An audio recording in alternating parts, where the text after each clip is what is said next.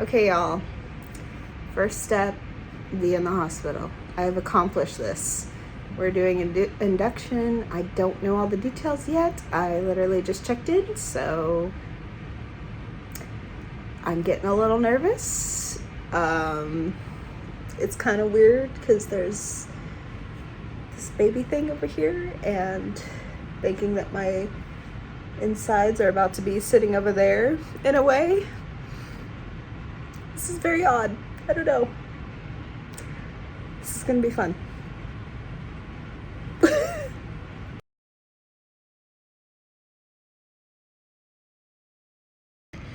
Okay, it's official. Easton has a birthday now, May 29th, and I'm tired. Austin's holding him right now. He's actually very, very quiet. He cries very well, but he also quiets down very quickly, which is kind of nice. I'm sure it'll change throughout the days and whatnot, but he's so cute. And it was a lot of effort, and we had a bit of trouble, just a little bit. My water broke on its own, which was good. They started the cytotech last night. We did 3 doses, like I said, up until this morning. And then this morning, eventually, we were supposed to start at like 6:30, but because I was already dilating and he was starting to move a little bit, they were like, oh, well, we don't need it yet. So we waited a while until probably like 11ish, and then they went ahead and started the Pitocin. It was so much pain, and I had been on and off about getting an epidural. I was like, I don't know, I don't like pain, but maybe it won't hurt that bad. Knowing me, I don't know. There's endless possibilities there. It hurt so bad. I was like cramped. It felt like cramps is what it felt like. Bad period cramps. And I mean nauseatingly bad period cramps. I never threw up, luckily, but I really did try to just hold on and not do any kind of anything, medication, pain medication, whatever. But after a while, I was like, I can't keep going. I need something. So I did the pain medication, which I think was fentanyl. And then it worked for about like 5 minutes. And then I was like, nope, I can't go on. I have to do the epidural. There's no way I'm going to be able to do this without it. And I think I was right. It was a lot easier, and it worked really well. So, take that into account. But yeah, it was a bit challenging because at some point Easton didn't want to go down any further, and he was also what they call sunny side up, where he's facing the ceiling, if you will, instead of the floor, which is what they want. So it just makes it easier for them to get through. So it makes it harder on me to push him through. So there was that. He didn't want to move, but I was still dilating. So there was a question of whether or not a C-section would be needed, but I had my mom here, and she was like, name of God, we're not doing that. We're going to be fine. We're not going to need a C-section. In the name of Jesus, we sang praise and worship songs. We prayed about it. And just a couple hours later, not even a couple hours later, they came in to check, and I was at a 9, and he was like descended, like he was ready to be pushed. And they were like, oh, okay, well, let's go get the doctor. So yeah, it was awesome. It was awesome. And then, difficulty of pushing him out and everything. I did tear, so she had to sew that up, but otherwise he's doing well. He was a little bit cold, but otherwise he was doing well. And he's got the cutest little cry, but he only really cries when he's being moved for a second, and then as soon as he's settled again, he's like, all right, I'm good now. So he's a good little boy, but I'm looking at him now.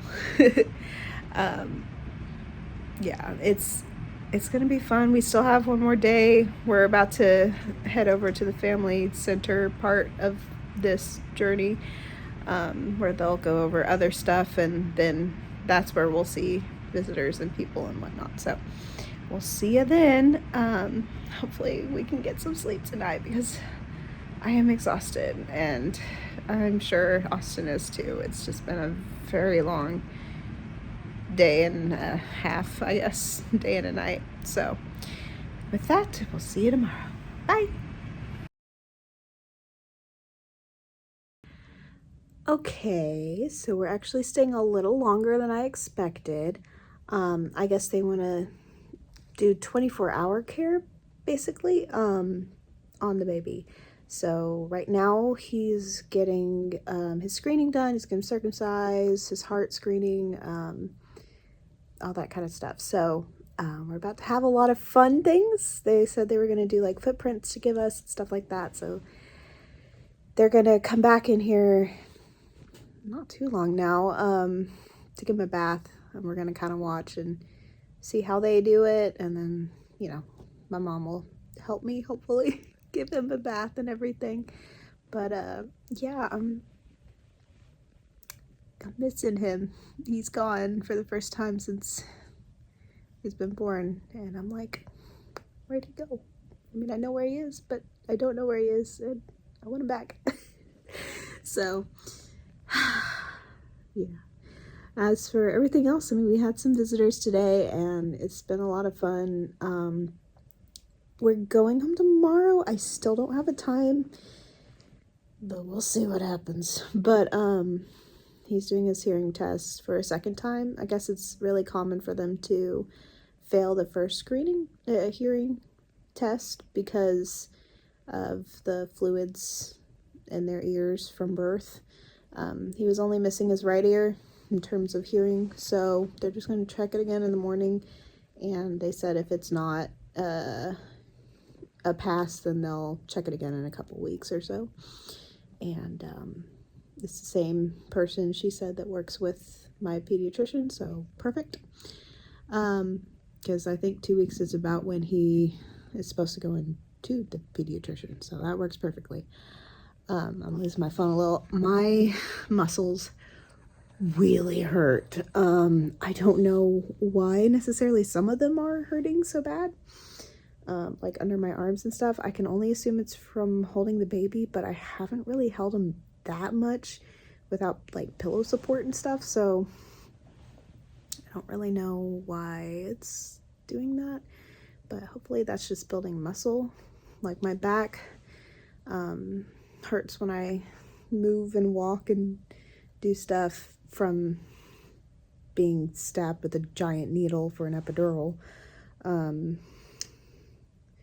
And then, like, you know, pretty much any part of me that's had anything to do with the baby is hurting. So I don't know what time, again, we're leaving tomorrow, but I'm going to take advantage of just laying in this bed as long as possible because I don't feel great.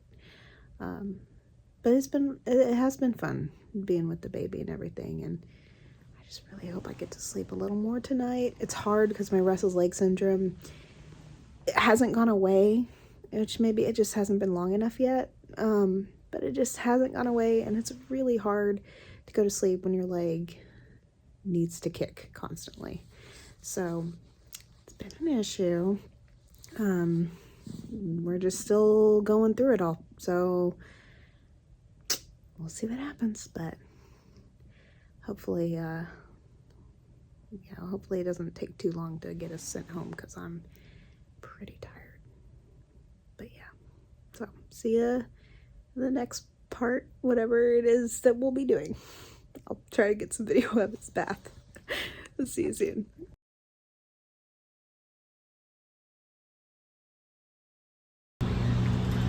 Here they come. Yeah. Going home.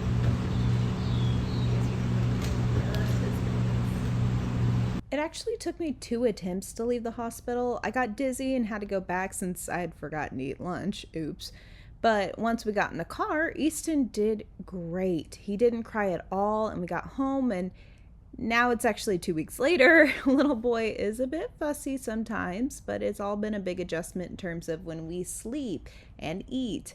And special thanks to everyone who's been by to give us food and help throughout these first couple of weeks. I'm excited to continue this journey in the comfort of my own home.